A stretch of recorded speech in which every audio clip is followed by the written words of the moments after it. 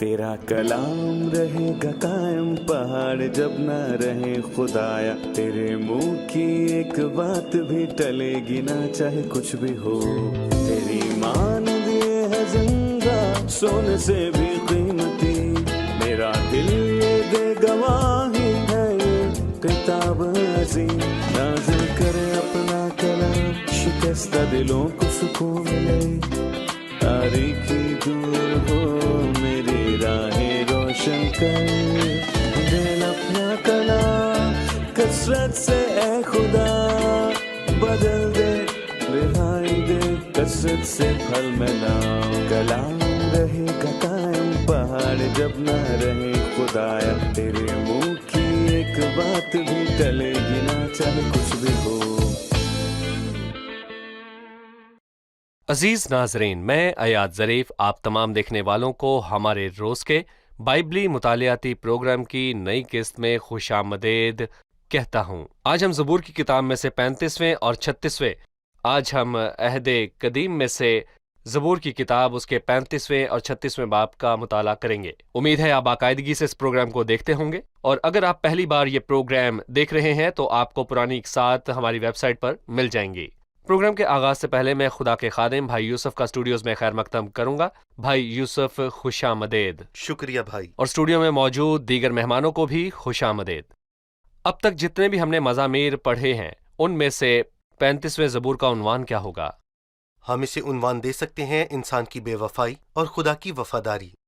और मैं यहाँ पर यह भी कहूँगा कि उसने पहले हिस्से में हम लोगों की बदी के मुतल्लिक वाज़ेह तौर पर बताया कि वो कातिल हैं, और एक ने कहा कि शैतान चोर और कातिल है, और इसीलिए पहला हिस्सा यानी 1-10 में लिखा है कि लोग कातिल हैं, और इसके बाद 11 से 28वीं आयत तक लोगों के चोर होने का जिक्र है। पर मैं कहूँगा कि शुक्र है खुदा का कि वो इंसान की बेज़ाब्ती और बदी के बावजूद वफादार खुदा है। इस ज़बूर को किसने लिखा? ये अल्फाज किसके मुंह से निकले? पहली बात, ये दाऊद का ज़बूर है, और हर उस इंसान के लिए जो मुश्किलात से गुजरता है और बुरे लोगों से घिरा हुआ है। यकीनन वो दीनदार शख्स है, और जिस पर बुरे लोगों ने जुल्म और ज़्यादती की वो यीशु मसीह है। वो उनके लिए रहनुमाई का जरिया है, जबकि कलीसिया के आसमान पर उठाए जाने के बाद जमीन पर ईमानदारों का बकिया बचेगा, और वो यीशु मसीह पर ईमान लाएंगे और इंतजार करेंगे, पर हैवान और झूठे नबी के हाथों सताए जाएंगे और वो बड़ी मुसीबत से गुजरेंगे। लेकिन वो खुदावन की वफादारी का तजुर्बा हासिल करेंगे, जैसे कि ज़बूर नवीस ने उस कत्ल गारत और झूठ और फरेब के बीच खुदावन की वफादारी का तजुर्बा किया। इंसान की बेसबाती के बावजूद खुदा वफादार रहता है। अब मैं चंद आयात पढ़ना चाहूंगा, फिर आपसे सवाल पूछूंगा। ऐ खुदावन, जो मुझसे झगड़ते हैं तो उनसे झगड़, जो मुझसे लड़ते हैं उनसे लड़, ढाल और सिपर लेकर मेरी कुमक के लिए खड़ा हो। भाला भी निकाल और मेरा पीछा करने वालों का रास्ता बंद कर दे। मेरी जान से कह, मैं तेरी निजात हूं। जो मेरी जान के ख्वाह हैं वो शर्मिंदा और रुस्वा हों। जो मेरे नुकसान का मंसूबा बांधते हैं वो पसपा और परेशान हों। वो ऐसे हो जाएं जैसे हवा के आगे भूसा, और खुदा उनका फरिश्ता उनको हाँकता रहे।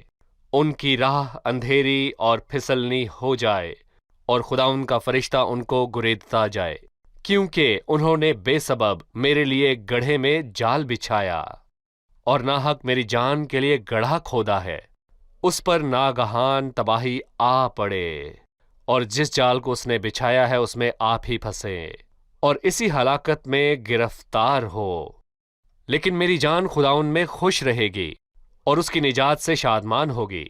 मेरी सब हड्डियां कहेंगी, ऐ खुदावन तुझ सा कौन है, जो गरीब को उसके हाथ से, जो उससे जोरावर है, और मस्कीन और मोहताज को गारतगर से छुड़ाता है। ज़बूर इस दरखास्त से शुरू हुआ कि खुदा उसके लिए लड़े और झगड़े। सो हम इस दुआ में क्या देखते हैं? देखिए, मैं कहूँगा कि पुराने अहदनामे के मुकद्दसों की दुआओं में उनका असूल वाज़ेह है कि आंख के बदले आंख और दांत के बदले दांत। तफज़ल कामिल और मुकम्मल तौर पर यीशु मसीह की सूरत में जाहिर नहीं हुआ था, पर यहाँ पर मैं ये भी कहना चाहूँगा कि और कलीसिया के आसमान पर उठाए जाने के बाद मुश्किल हालात में इस तरह दुआएं की जाएंगी। यहाँ मैं कहूँगा जैसे कि مثال کے طور پر مکاشفہ 6 میں لکھا ہے، اے مالک قدوس و برتر، تو کب تک انصاف نہ کرے گا اور زمین کے رہنے والوں سے ہمارے خون کا بدلہ نہ لے گا؟ دیکھیں، جو اس قسم کی تفریق نہیں کر سکتا وہ زبور کی دعاؤں اور مکاشفہ کی دعاؤں میں الجھا رہے گا، کیونکہ وہ نہیں جانتا کہ زبور اور مکاشفہ میں یہ 2 آیات مسیحی تجربے کے متعلق ہرگز نہیں ہیں۔ اس نے مصلوب کرنے والوں کو معاف کیا، اور استفنس جس نے یہ کہا کہ اے خدا یہ گناہ ان کے ذمے نہ لگا، مگر شریعت کے ماتحت رہنے والے لوگوں نے بدلہ اور انصاف مانگا تاکہ دشمن کے خلاف فیصلہ ہو۔ صحیح۔ اس نے خداوند سے فریاد کی کہ ان سے لڑ، کیونکہ وہ کمزور ہے پر خدا سب کر سکتا ہے۔ اس نے کہا کہ خداوند کا ہاتھ ان کے خلاف بڑھے، اور خداوند کہے میری جان سے کہہ کہ میں تیری نجات ہوں۔ بھائی یوسف، اس کا کیا مطلب ہے؟ دیکھیں، بہت مرتبہ ہمیں ضرورت ہوتی ہے کہ ہم خداوند کے منہ سے نکلے الفاظوں کو سن سکیں، اور ضروری ہے کہ ہم اس کا تجربہ حاصل کریں، لیکن یہ بھی ضروری ہے کہ وہ بولے اور ہم سنیں۔ اور ایک بہت ہی خوبصورت گیت ہے کہ میں تیری آواز سننا چاہتا ہوں، اور پھر لکھا ہے مجھ سے کہہ میں تیری پریشانی کو سمجھتا ہوں۔ اکثر ہمیں سننے کی ضرورت ہوتی ہے کہ خداوند فرماتا ہے میں تمہارا خیال رکھتا ہوں، میں تم پر نگاہ رکھتا ہوں، میں تمہاری پریشانی سے واقف ہوں، وہ ہمارے ساتھ ہے۔ جی صحیح، بہت شکریہ بھائی یوسف۔ ہم یہاں پر وقفہ لیں گے اور پھر دوبارہ حاضر ہوں گے۔ ناظرین، ملتے ہیں ایک چھوٹے سے وقفے کے بعد، ہمارے ساتھ رہیے۔ پولس رسول نے رومیو کے خط کے 2 باب کی 19ویں آیت میں لکھا، اے عزیزو اپنا انتقام نہ لو بلکہ غضب کو موقع دو، کیونکہ یہ لکھا ہے کہ خداوند فرماتا ہے انتقام لینا میرا کام ہے، بدلہ میں ہی دوں گا۔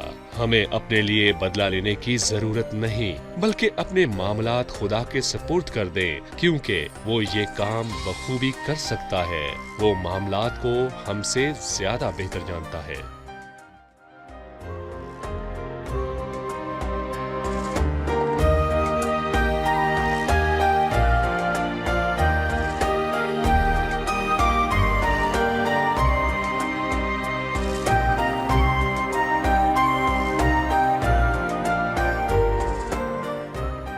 خوش آمدید۔ آئیے چلتے ہیں مہمانوں کی جانب اور جانتے ہیں ان کا سوال۔ اس زبور کی آیات میں خداوند کے جس فرشتہ کا ذکر ہوا وہ کون ہے؟ اور خداوند کا فرشتہ ان کو ہانکتا رہا۔ خداوند کے فرشتے سے کیا مراد ہے؟ جی، پرانے عہد نامے میں اکثر خداوند کے فرشتے سے مراد دراصل خود خداوند ہے، لیکن ہمیں کلام سے تصدیق کرنی ہے کہ یہ وہی خداوند ہے۔ جی، مثلاً پیدائش کے 22ویں باب میں یہ لکھا ہے کہ جب ابراہام نے اپنے بیٹے کو پیش کیا اور خداوند کے فرشتے نے آسمان سے دوبارہ ابراہام کو پکارا اور کہا خداوند فرماتا ہے، یعنی پیدائش 22 میں خداوند کا فرشتہ خود خداوند ہی ہے۔ ہر آیت کے یہی معنی نہیں، میرے خیال میں یہاں اس کے معنی مختلف ہیں۔ یہاں پر خداوند کا فرشتہ ایمانداروں کی مدد کو نیچے آیا، اور یہاں پر اس بات میں فرق ہے جو کہ میں کہوں گا 34ویں اور پھر 35ویں زبور میں لکھا ہے۔ صحیح۔ زبور 34 میں فرشتوں کی مثبت خدمت ہے۔ خداوند سے ڈرنے والوں کی چاروں طرف خداوند کا فرشتہ خیمہ زن ہوتا ہے اور انہیں بچاتا ہے، لیکن یہاں وہ دشمن کا پیچھا کرتا ہے۔ 5ویں آیت میں لکھا ہے وہ ایسے ہو جائیں گے جیسے ہوا کے آگے بھوسا، اور خداوند کا فرشتہ انہیں ہنکارتا ہے، ان کی راہ اندھیری اور پھسلنی ہو جائے، اور خداوند کا فرشتہ ان کو ریگتا جائے۔ خداوند اپنا فرشتہ بھیجتا ہے تاکہ ہمیں سنبھالے اور ہمارے دشمنوں کا پیچھا کرے۔ 10ویں آیت ہے، میری سب ہڈیاں کہیں گی اے خداوند تجھ سا کون ہے، جو غریب کو اس کے ہاتھ سے جو اس سے زور آور ہے، اور مسکین اور محتاج کو غارت گھر سے چھڑاتا ہے۔ پہلے اس نے کہا کہ خداوند یہ کہے کہ میں تیرے ساتھ ہوں، میں یقیناً تیری مدد کروں گا۔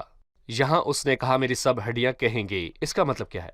لگتا ہے کہ وہ مصیبت میں تھا، اور ایسا محسوس ہوتا ہے کہ جیسا کہ اس کو نجات نہیں مل سکی۔ جب خداوند نے اسے بچایا تو اس نے کہا کہ اس کی سب ہڈیاں خداوند کے کرم اور اس کے احسان کو مانتی ہیں۔ شریروں نے چاہا کہ اس کی ہڈیاں توڑیں۔ پچھلے زبور میں لکھا ہے وہ اس کی سب ہڈیوں کو محفوظ رکھتا ہے، ان میں سے ایک بھی توڑی نہیں جاتی۔ یہاں اس نے کہا میری سب ہڈیاں کہیں گی اے خداوند تجھ سا کون ہے۔ یہ شاندار اظہار ہے، جو غریب کو اس کے ہاتھ سے جو اس سے زور آور ہے اور مسکین و محتاج کو غارت غر سے چھڑاتا ہے۔ भाई यूसुफ 11वीं आयत से उसने उन लोगों का जिक्र किया जिनके साथ वो अच्छे से पेश आया, लेकिन उन्होंने उसको रुस्वा किया। अगली आयत में क्या बयान है? देखिए, मैं कहूंगा कि तारीखी लिहाज से दाऊद की जिंदगी में एक दुखी कहानी है जिसका जिक्र पहले सैमुएल के 23वें बाब में किया गया है। जब दाऊद गार में छुपा हुआ था तो उसने सुना कि फिलिस्ती शहर के लोगों के खलियानों को लूट रहे हैं। वो उन खेतों को लूट रहे हैं जिन खेतों में वो अपना अनाज रखा करते थे। और जब उसने सुना तो वो वहां के लोगों को बचाने के लिए इस मसले में शामिल हुआ। और इसी बाब में बाइबल फरमाती है कि उसने खुदावंद से कहा, साउल मेरा पीछा कर रहा है, तो क्या उस शहर के लोग मुझे उसके हवाले करेंगे? खुदावंद ने कहा वो करेंगे। उसने उनके साथ भलाई की थी। यहाँ उसने यही बात कही, वो मुझसे नेकी के बदले बदी करते हैं, यहाँ तक कि मेरी जान बेकस हो जाती है। लेकिन मैंने तो उनकी बीमारी में जब वो बीमार थे टाट ओढ़ा और रोजा रख रख कर अपनी जान को दुख दिया, लेकिन अफसोस कि इन पर कुछ असर ना हुआ। और मैंने उनकी भलाई के लिए दुआ की, मेरे ही सीने में वापस आई, यानी कि इसका उन पर कोई असर ना हुआ। क्योंकि यहाँ पर मैं कहूंगा कि बदी की जड़ें उनके अंदर मजबूत हो चुकी थीं। सही। और रोजे रख रख कर अपनी ही जान को दुख दिया और मेरी दुआ मेरे ही सीने में वापस आई। मैंने तो ऐसा किया गोया वो मेरा दोस्त या मेरा भाई था। मैंने सर झुकाकर गम किया जैसे कोई अपनी माँ के लिए मातम करता हो। वो इस हद तक उनकी बीमारी और दुख से दुखी हुआ, पर उन्होंने बदले में उसके साथ अच्छा नहीं किया। उन्होंने अच्छाई के बदले बुराई की। जी बिल्कुल, यहाँ पर भी हमने मसीह के दुखों की झलक को देखा। सही। उसको उन सब के साथ हमदर्दी थी, उसने गम गुसारी की और यहाँ तक कि वो उनके लिए रोया। लेकिन अफसोस के आखिर में उन्होंने इस पर एक कातिल को फौकियत दी। 22वीं आयत में उसने इर्द गिर्द के लोगों का रवैया देखकर खुदावंद से कहा, ऐ खुदावंद तूने खुद ये देखा, खामोश न रह, ऐ खुदावंद मुझसे दूर न रह। उठ, मेरे इंसाफ के लिए जाग और मेरे मामले के लिए ऐ मेरे खुदा, ऐ मेरे खुदावंद अपनी सदाकत के मुताबिक मेरी अदालत कर, ऐ खुदावंद मेरे खुदा। और उनको मुझ पर हर शादियाना बजाने ना दे, वो अपने दिल में ये ना कहने पाए अब्बा। हम तो यही चाहते थे कि वो ये ना कहें कि हम उसे निगल गए। जो मेरे नुकसान से खुश होते हैं वो बाहम शर्मिंदा और परेशान हों। जो मेरे मुकाबले में तकब्बुर करते हैं वो शर्मिंदगी और रसवाई से मुबल्लस हों। जो मेरे सच्चे मामले की तायीद करते हैं वो खुशी से ललकारे और शाद हों, और वो सदा ये कहें खुदा उनकी तमजीद हो जिसकी खुशनुदी अपने बंदा की इकबालमंदी में है। तब मेरी जान से तेरी सदाकत का जिक्र होगा और दिन भर तेरी तारीफ होगी। इन आयात का क्या मतलब है? मुझे इसमें दाऊद की नस्ल की उस अजीम हस्ती की झलक नजर आती है। और मैं कहूंगा कि ये भी सच है कि दाऊद को उन लोगों ने दुख दिया, लेकिन ये दाऊद के बेटे के दुखों के हिसाब से कुछ भी नहीं था। और फिर आगे हम देखेंगे कि ज़बूर 40 में उन्होंने कहा आहा, यानी ताना जनी की, जैसा कि हमने अनाजील में देखा, और राह चलने वाले सर हिला हिलाकर उस पर लानतान करते थे। उन्होंने उसकी हंसी उड़ाई और अल्फाज कहते थे आहा आहा। और ज़बूर 40 में ये सब मौजूद है। लेकिन यहाँ पर खुदावंद ने अपनी तमाम शिकायत को खुदा के सामने रखा, और उसने लोगों के लिए जब वो बीमार थे तो टाट ओढ़ा, और मैंने सर झुकाकर गम किया जैसे कोई अपनी माँ के लिए मातम करता हो। वो मर्दे गमनाक और गम का आशना था। जब उसे सलीब पर लटकाया तो लोगों ने उसकी हंसी उड़ाई, और सब लोगों ने मजाक उड़ाया और उसे खड़े होकर देखते रहे। वो सब जो मुझे देखते हैं मुंह चढ़ाते लान तान करते हैं। जी सही। हाँ। वो आदमियों में हकीरो मरदूद। खुदावंद की तमजीद हो जिसकी खुशनुदी अपने बंदा की इकबालमंदी में है। तब मेरी जुबान से तेरी सदाकत का जिक्र होगा और दिन भर तेरी तारीफ होगी। उसने खुदा के नाम का जिक्र किया, मेरी जुबान से तेरी सदाकत का जिक्र होगा। उसको खुदा की सदाकत पर भरोसा है। यहाँ क्या लिखा है?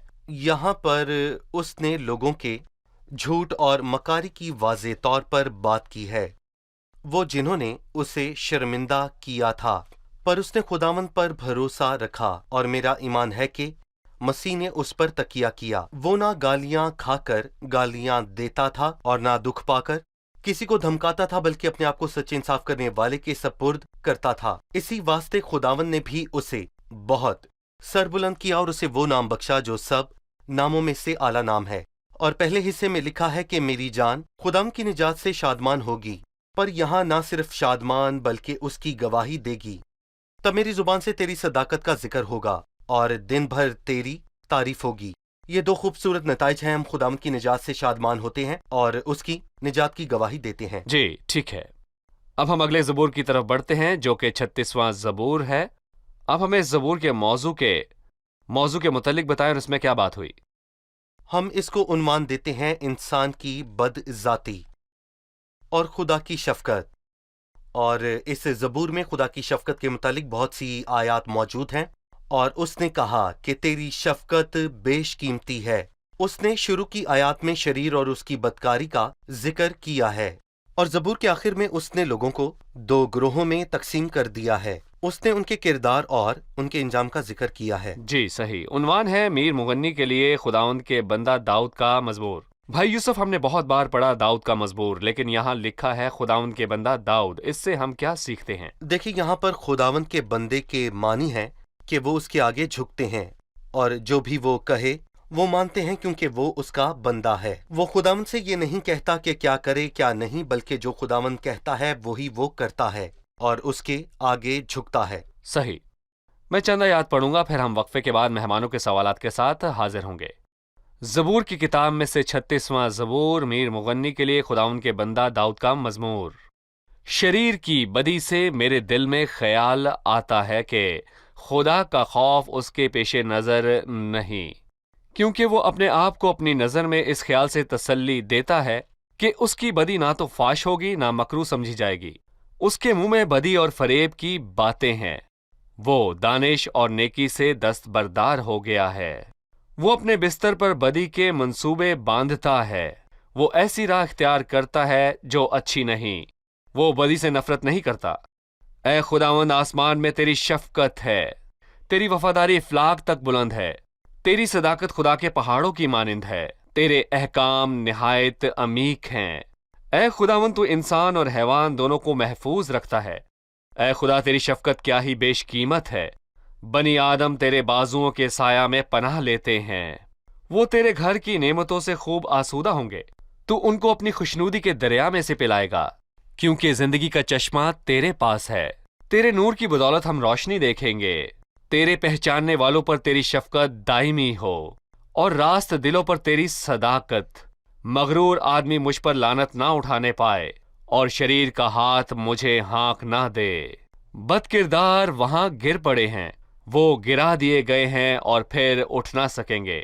ہم وقفے کے بعد مہمانوں کے سوالات کے ساتھ حاضر ہوں گے. ناظرین، وقفے کے بعد دوبارہ ملتے ہیں. میں آپ کی حوصلہ افزائی کرتا ہوں کہ اگر آپ کا کوئی سوال ہو تو وقفے کے دوران دیے گئے پتے پر ہمیں ارسال کیجیے. ہم اس کا جواب آپ کو ضرور دیں گے.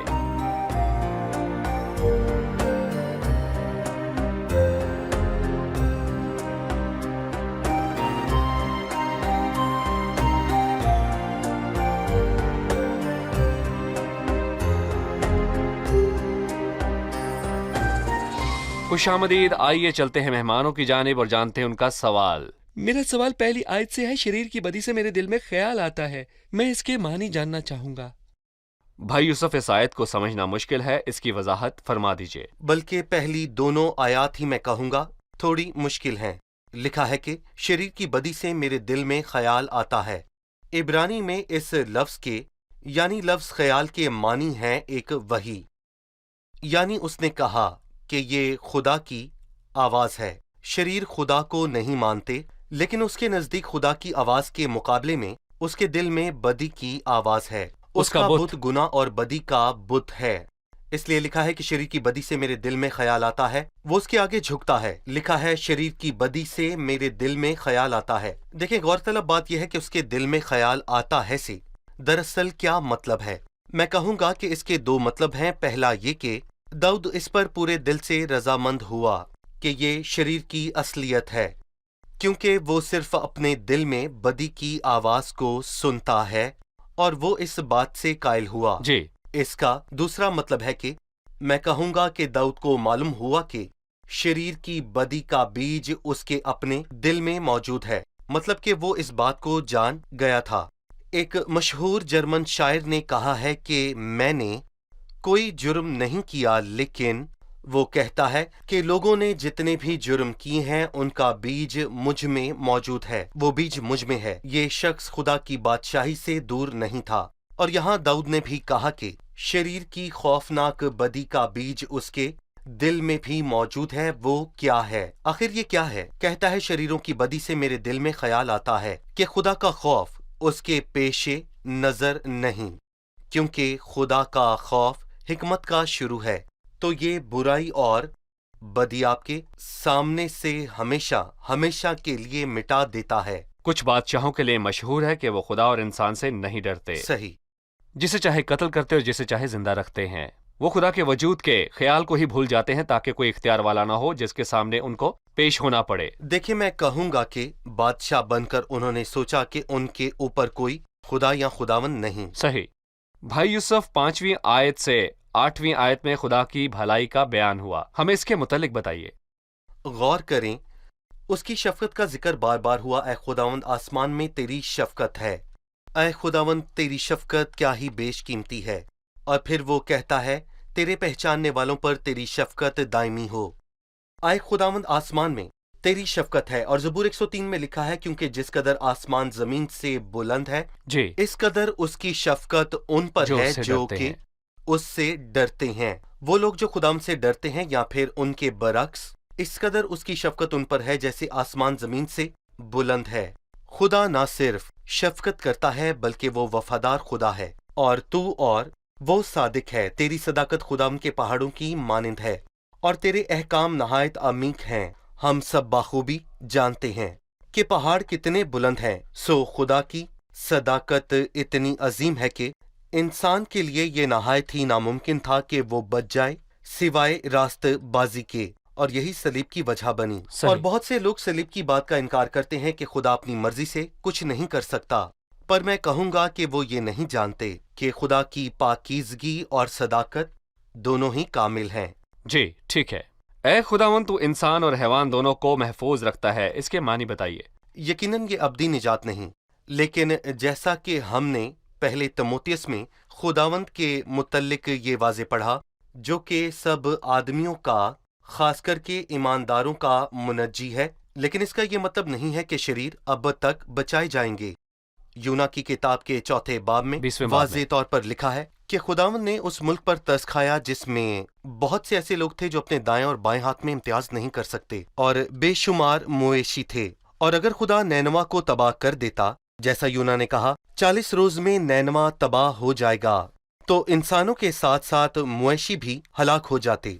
तो यहाँ पर खुदावन ने यूना से कहा, तुझे इस बैल का इतना ख्याल है जिसके लिए तूने कुछ मेहनत ना की। क्या मुझे ये लाजिम ना था कि मैं इतने बड़े शहर नैनवा का ख्याल करूं जिसमें 1,20,000 से जायद ऐसे लोग हैं जो अपने दाहिने और बाएं हाथ का इम्तियाज नहीं कर सकते, और ना सिर्फ ये बल्कि उसमें बेशुमार मुआशी भी हैं। सो यहाँ पर निजात के मानी बचाने से हिफाजत हैं। करना। शैतान ने अयूब के लिए कहा, क्या तूने उसके और उसके घर के गिर्द और जो कुछ उसका है उस सब के गिर्द चारों तरफ बाड़ नहीं बनाई है, उनकी हिफाजत की? सही। ऐ खुदा, तेरी शफकत क्या ही बेशकीमत है। बनी आदम तेरे पाँवों के साया में पनाह लेते हैं।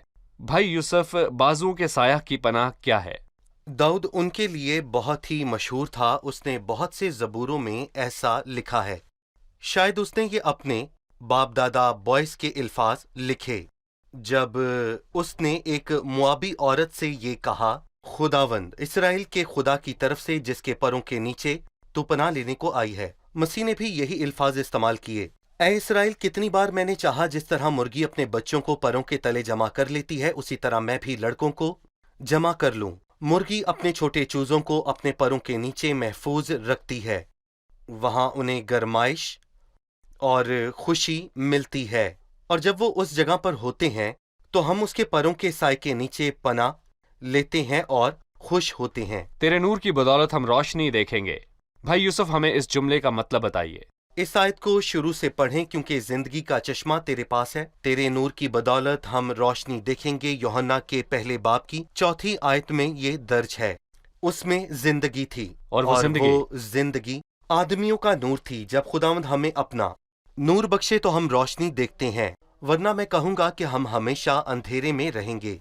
और मेरी ख्वाहिश है कि तमाम सुनने वाले अपने पूरे दिल से खुदा से कहें कि तेरे नूर की बदौलत हम रोशनी देखेंगे। जब आप मसीह को, हकीकी नूर को कबूल करें تو آپ کی آنکھیں روشن ہوگی اور ابدیت بھی نور سے بھری ہوگی. تیرے نور کی بدولت ہم روشنی دیکھیں گے. 11ویں آیت ہے, مغرور آدمی مجھ پر لات نہ اٹھانے پائے اور شریر کا ہاتھ مجھے ہانک نہ دے. کیوں؟ جی بھائی یوسف. یعنی جب تک ہم خداوند کی وفاداری پر بھروسہ رکھیں، جیسا کہ اس زبور میں شریروں کی بدی کی بات واضح طور پر کی گئی کہ خدا کا خوف اس کے پیش نظر نہیں، پر اس میں خدا کی وفاداری کا ذکر ہوا ہے، اور ہم خدا کی وفاداری پر تکیہ کرتے ہیں. وہ ہماری حفاظت کا ضامن ہے، کیونکہ وہ وفادار ہے اس لیے نہیں کہ ہم یا باقی لوگ وفادار ہیں، بلکہ اس لیے کہ خدا خود بھی وفادار خدا ہے، اور اسی لیے ہماری ابدی حفاظت کی ضمانت بھی موجود ہے، کیونکہ ہمارا خدا باوفا ہے. قدیم بادشاہوں کی رسم تھی کہ جب ایک کسی دوسرے بادشاہ پر فتح پائے تو فاتح بادشاہ آ کر شکست پانے والے بادشاہ کی گردن پر لات رکھے اور اپنے ہاتھ سے اس کا عہدہ اور اس کے تمغے چھین لے. اس نے یہاں لکھا کہ دشمن اس کی گردن پر لات نہیں اٹھانے پائے، کوئی ہاتھ بڑھا کر اس کے عہدے اور تمغوں کو نہ چھینے. بد کردار وہاں گر پڑے ہیں، وہ گرا دیے گئے ہیں اور پھر اٹھ نہ سکیں گے. ہم اپنے سب سے بڑے دشمن پر لات اٹھائیں گے، اور رومیو 16 میں لکھا ہے، اور خدا جو اطمینان کا سرچشمہ ہے شیطان کو تمہارے پاؤں سے جلد کچل دے گا. صحیح. خدا کا شکر ہو کہ اس نے آ کر ہمیں بچایا، ماضی میں بھی اور اب بھی وہی نجات دہندہ ہے. خداوند آپ کو برکت دے. اب وقت ہوا ہے کہ ہم مہمانوں کی طرف بڑھ کر ان سے ان کی رائے جانیں. آج کے پروگرام میں آپ نے کیا سیکھا؟ میں یہ دیکھ کر حیران ہوئی کہ زبور اور بائبل کے بہت سے حصوں میں خداوند مسیح کا ذکر ہوا، جبکہ یہ یہودیوں کے ہاتھ میں تھے، وہ اس کو روز پڑھتے تھے، پھر بھی انہوں نے حقیقی نور کا انکار کیا، اس لیے وہ اندھیرے میں زندگی بسر کرتے ہیں. حقیقی روشنی کے بغیر وہ کسی چیز کی وضاحت نہیں کر سکتے. صحیح. جی. مجھے اس آیت سے حوصلہ ملا کہ خدا وفادار ہے، تیری وفاداری افلاک تک بلند ہے. ہماری بے وفائی کے باوجود وہ وفادار رہتا ہے. اس کی وفاداری عظیم ہے، اس کی وفاداری پشت در پشت رہتی ہے. صحیح.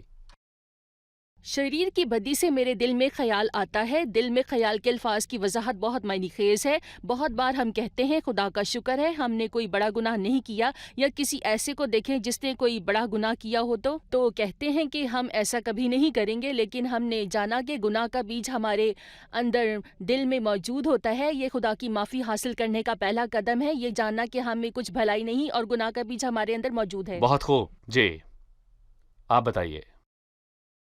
میں نے سیکھا کہ نئے عہد نامے کی روشنی میں ہم اپنے دشمنوں سے بدلہ لینے کے طالب نہ ہوں، پر ہمیں چاہیے کہ ہم ان کے لیے دعا کریں. صحیح. بہت خوب. خداوند آپ سب کو برکت دے. شکریہ بھائی یوسف، آپ کا بھی شکریہ. اے خدا تیری شفقت کیا ہی بیش قیمت ہے، بنی آدم تیرے بازوؤں کے سایہ میں پناہ لیتے ہیں. ناظرین، خدا کی شفقت بیش قیمت ہے، پر اس نے اس کو پردے میں رکھا ہے. آئیں اور مسیح کے کفارے کو قبول کریں تاکہ آپ اس پردے میں داخل ہو سکیں. خدا کے پروں کے نیچے آئیں. یہ بہت خوبصورت طریقہ بیان ہے. جیسے مرغی اپنے بچوں کو پروں کے نیچے چھپا لیتی ہے، اسی طرح خداوند آپ کو سنبھالتا ہے. خدا آپ کی بہت پرواہ کرتا ہے. عزیزو، یقین رکھیے خدا کو آپ کی بہت فکر ہے. خدا آپ کی حفاظت کرتا ہے، وہ اپنے پروں کو آپ پر پھیلاتا ہے. اس لیے لکھا ہے، بنی آدم تیرے بازوؤں کے سایہ میں پناہ لیتے ہیں.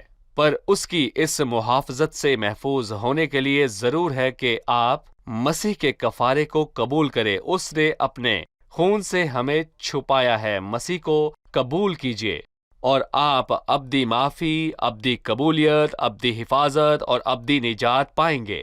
اگلے پروگرام میں پھر ملیں گے. خداوند آپ سب کو برکت دے.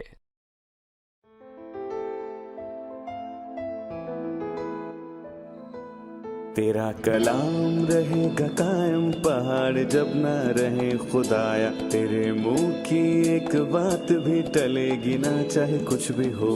تیری مان دیے ہے زندہ، سونے سے بھی قیمتی. میرا دل یہ دے گواہی ہے، یہ کتاب عظیم. نازل کرے اپنا کلام، شکستہ دلوں کو سکون ملے. تاریکی دور ہو میری راہیں روشن کر، دل اپنا کلام کثرت سے اے خدا بدل دے. رہائی دے کثرت سے پھل میں لاؤ. کلام رہے گا قائم، پہاڑ جب نہ رہے خدایا. تیرے منہ کی ایک بات بھی ٹلے گی نہ، چاہے